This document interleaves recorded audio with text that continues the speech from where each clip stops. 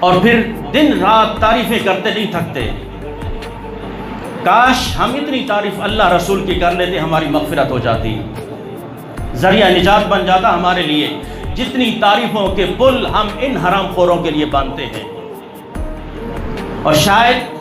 کاش کہ اتنی تعریف خود اپنے باپ کی کر لی ہوتی، ماں باپ کی کر لی ہوتی، جتنی تعریفیں ہم ان کی کرتے ہیں۔ میرے ساتھیوں، وہ بھی تو بادشاہ تھے کہ جن کی تہجد قضا نہ ہوئی، وہ بھی تو بادشاہ تھے جن کے فرض قضا نہ ہوئے ہوں، جن کا لقمہ حرام حلق سے نہ اترا ہو، اور یہ بادشاہ ہے کہ آج غریب خودکشی کرنے پر مجبور ہے،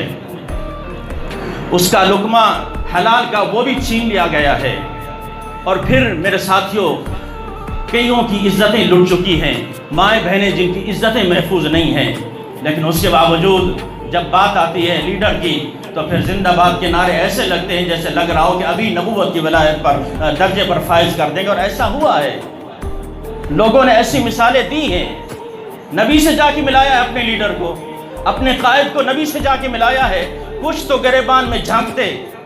جس کے زنا کا، جس کے شراب کا، جس کی حرام خوری کا سب کو پتا ہو، دنیا پر آیا ہو کہ یہ کون سا بندہ ہے اور کیا کر رہا ہے، کتنا اس نے غضب کیا ہے، لیکن اس کے باوجود اب اس کا موازنہ ایک حافظ قرآن کے ساتھ ہو، عالم دین کے ساتھ ہو، سارے عقیدے بھول جاتے ہیں، سارے مسلک بھول جاتے ہیں، سارا دین بھول جاتا ہے، مذہب بھول جاتا ہے، قرآن بھول جاتا ہے، احادیث بھول جاتی ہیں، ساری چیزیں بھول جاتی ہیں۔ ہم اس کے مقابلے ملا کے ایک زانی، شرابی، کبابی کو لا کے کھڑا کر دیتے ہیں، اور پھر تعریف پر تعریف کر رہے ہوتے ہیں۔ کبھی اپنے گریبان میں جھانکو، جس کی تعریفوں کے پل باندھ رہے ہو تو وہ خود ہے کیا، اور اس کی حیثیت کیا، اس کا بیک گراؤنڈ کیا ہے۔